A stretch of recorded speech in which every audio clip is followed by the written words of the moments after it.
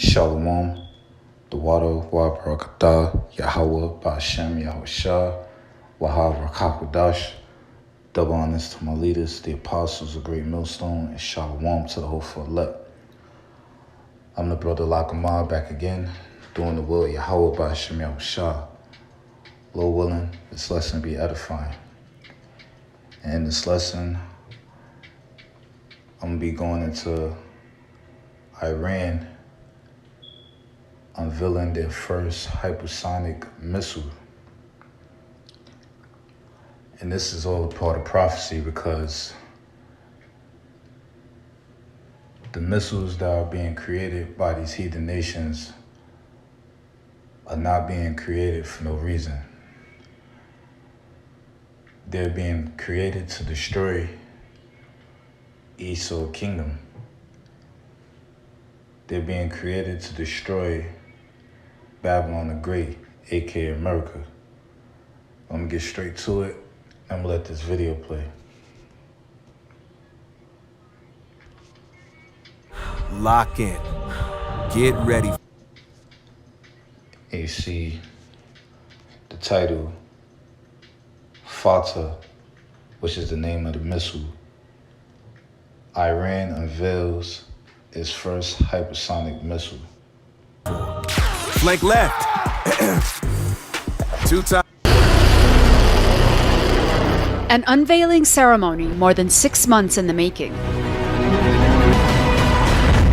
High-ranking officials watch as the Revolutionary Guard's Aerospace Division displays what Iran says is its first domestically produced hypersonic ballistic missile. Named Fattah, the missile has a range of 1,400 kilometers and a speed of more than 15,000 kilometers an hour. That's more than 12 times faster than the speed of sound. It's able to change direction rapidly and avoid most defense systems by traveling outside the Earth's atmosphere. President Ebrahim Raisi explained why Iran has developed such a weapon. It is for deterrence. We build this missile so that our enemies don't even think about any acts of aggression against us. This unveiling has a message of security for all in the region, not just Iran. People should know the level of security in the entire region has increased. Despite assurances and promises from the president to the contrary, this development is likely to increase tensions in the region. Iran's ballistic missile program has been under UN Security Council sanctions since 2006, a restriction that's due to be lifted in October as a result of the 2015 nuclear deal. That's when Iran will be allowed to buy and sell advanced missile technology. One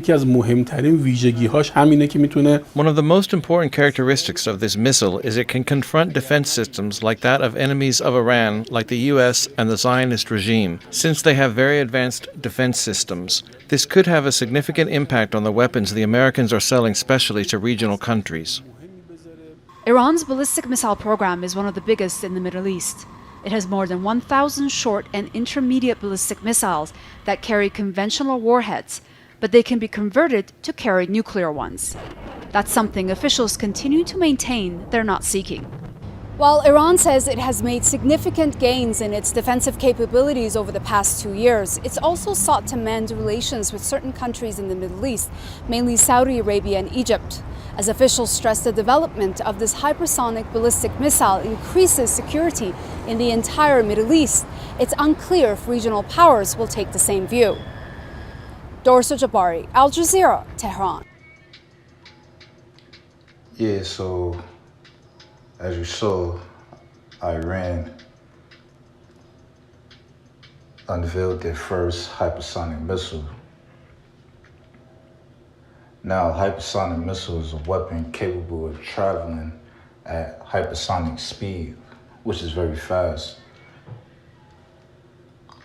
Defined as between 5 and 25 times the speed of sound, or about 1 to 5 miles per second. So these heathens are now advanced in their technology. And as I mentioned earlier, these missiles are not created for no reason. Yahweh Ba'ashem Yahushua put the spirit on these heathens to create these missiles.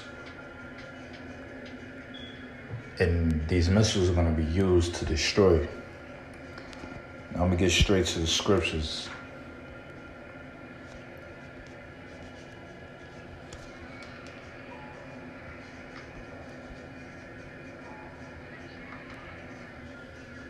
It's Isaiah chapter 54, verse 16.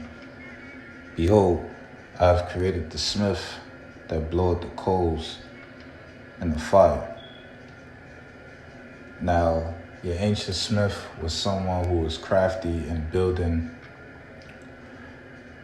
ancient weaponry such as spears, swords, arrows, the armor that they used back then to go to war, to kill and to protect themselves.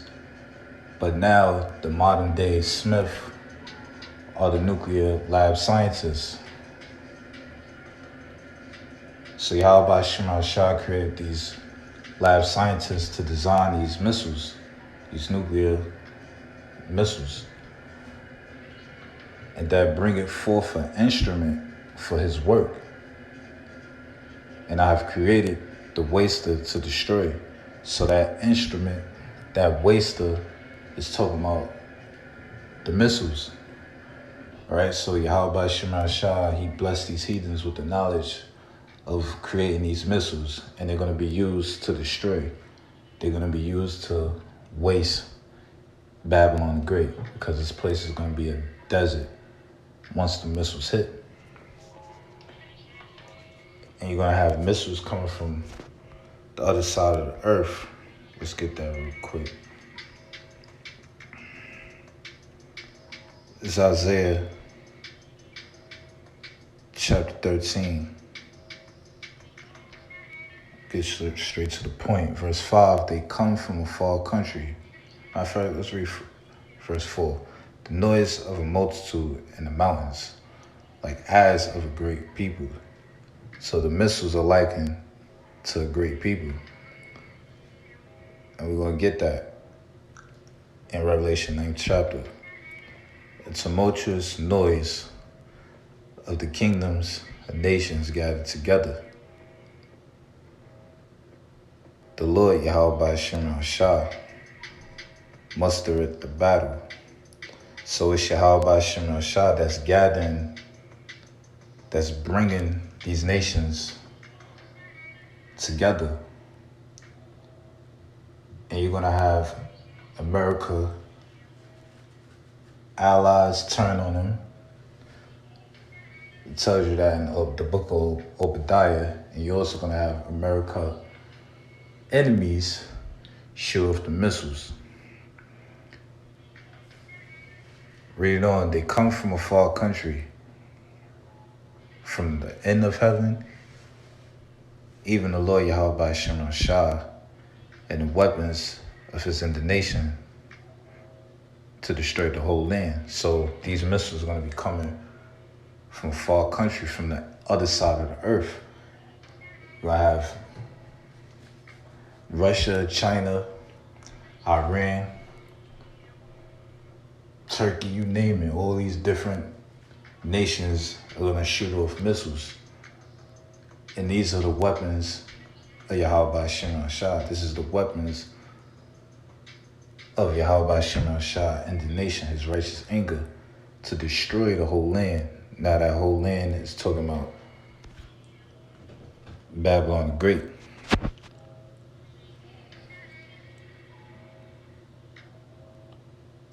I'm going to read verse 6. How ye, for the day of the Lord, Yahweh Shah is at hand. Yeah, the day of our Lord and Savior, our King, Yahweh Shah Mashiach, is near. We're getting closer and closer to the day of the Lord. It shall come as a destruction from the Almighty. So the day of the Lord is going to be a day of destruction. It's not going to be a day of peace. The day of the Lord is going to be the day Esau, Edom, be brought down.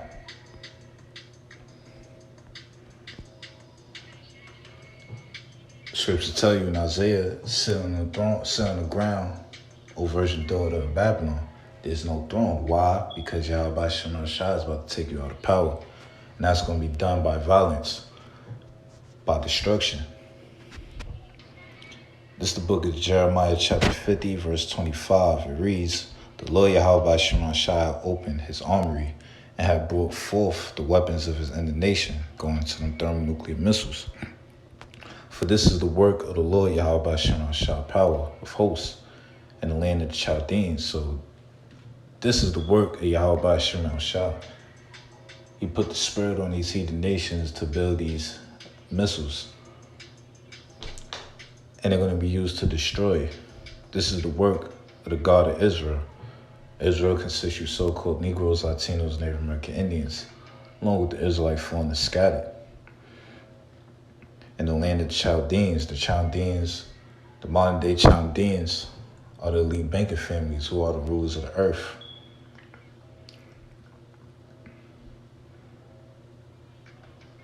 Come against her from the utmost border, open her storehouses, cast her up as heaps, and destroy her utterly. So these missiles are going to be coming from the other end of the earth, and their target is Babylon the Great, aka America, the land of the Chaldeans, right? Because this is spiritual Babylon. This is Babylon the Great. This is the virgin daughter of Babylon. And the modern day Chaldeans, which are these elite banking families, are going to be taken out of power. And Yahweh Shemar Shah is going to use these heathens to destroy Babylon the Great. So the missiles are going to be shot over from Russia, China, Iran, other places, parts of the earth, coming to America. And this place is going to be left desolate. And destroy her utterly, let nothing of her be left. Yeah, because nothing's going to be left for this great hole. Nothing's going to be left for Babylon the Great. Once this place be destroyed, it's going to be a home for desolate creatures. It's going to be a wasteland.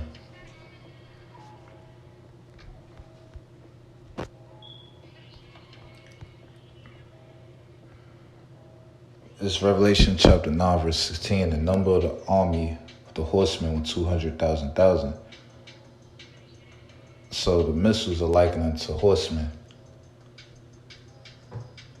The Apostle John saw the missiles, and it was 200,000. That's equivalent to 200 million. So 200 million warheads are going to be used to destroy Babylon the Great. And I heard the number of them, and thus I saw the horses in the vision, which are the missiles, and them that sat on them having breastplates of fire and of jacinth and brimstone. That's the armor of the missile, the body of the missiles. And the heads of the horses were as the heads of lions. That's going into the warhead, because the warhead is going to be used to destroy. It says, and the heads of the horses were as the heads of lions. And we know that a lion uses his mouth, his head, to harm, to hurt, to defend himself, to kill. So the warheads are likened unto heads of lions, and out of their mouth issue fire and smoke and brimstone. Yep, because once the warheads hit its target, it's over. It's going to burn its target up. By these three was the third part of men killed. Now you have three classifications of men: the sons of God, which are the Israelites, so-called Negroes, Latinos, and Native Americans; the sons of men, which are the heathen nations; and the sons of the wicked. That's the third part of men. By these three was the third part of men killed, by the fire and by the smoke and by the brimstone which issue out of their mouths. And that's going to the warheads, because the warheads are going to kill. The warheads are going to burn up 2/3 of the nation of Israel, along with the heathen nation. For their power is in their mouth and in their tails. Remember, the mouth is the warhead, and the tail represents the body, the end of the missile, because you're gonna have fire coming out the end of that missile to propel the warhead to its target. For their tails were likened unto serpents, and had heads, and with them they do hurt. Yeah, because these missiles that are being created gonna be used to hurt. It's gonna be used to destroy. Once again, 2/3 of the nation of Israel, along with the heathens, are gonna be destroyed. So it's all the work of the Lord.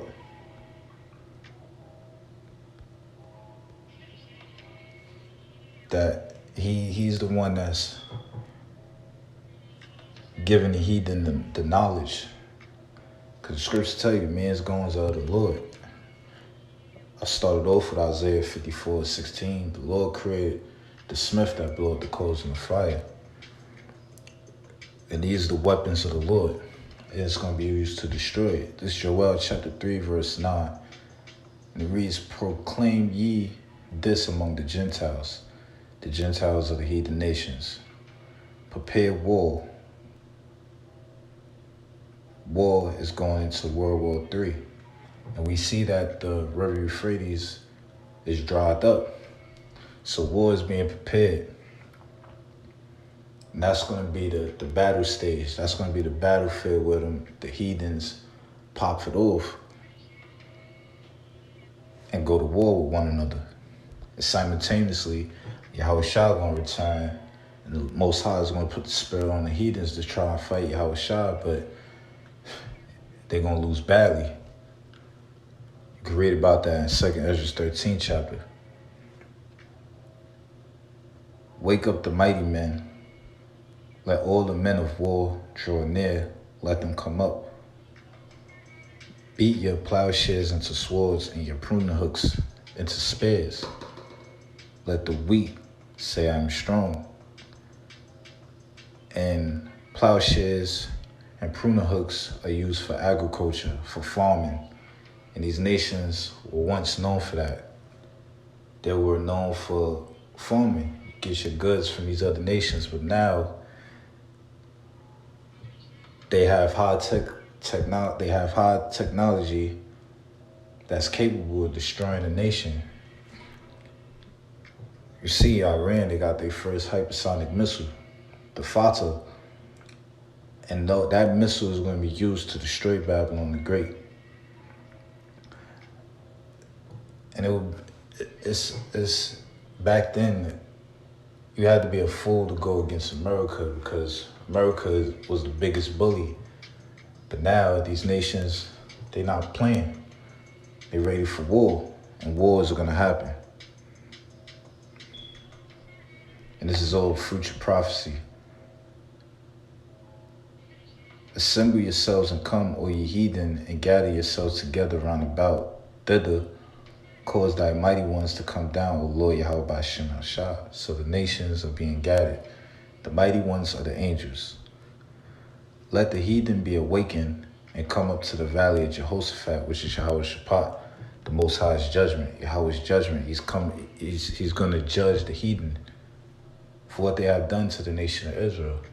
This is the judgment of the heathen, destruction. For there will I sit to judge all the heathen round about.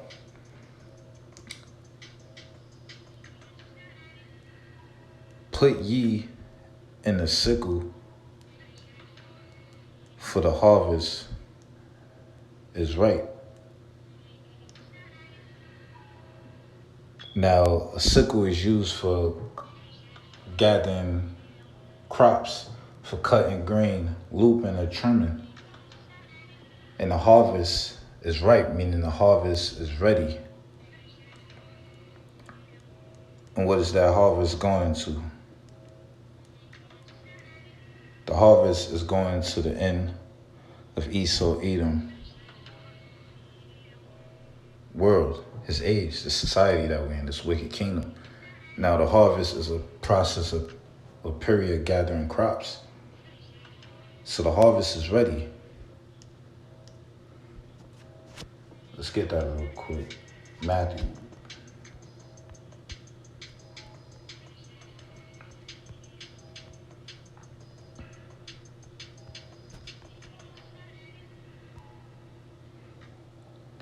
It's Matthew chapter 13, verse 39. The enemy that sowed them is the devil. The harvest is the end of the world, and the reapers are the angels.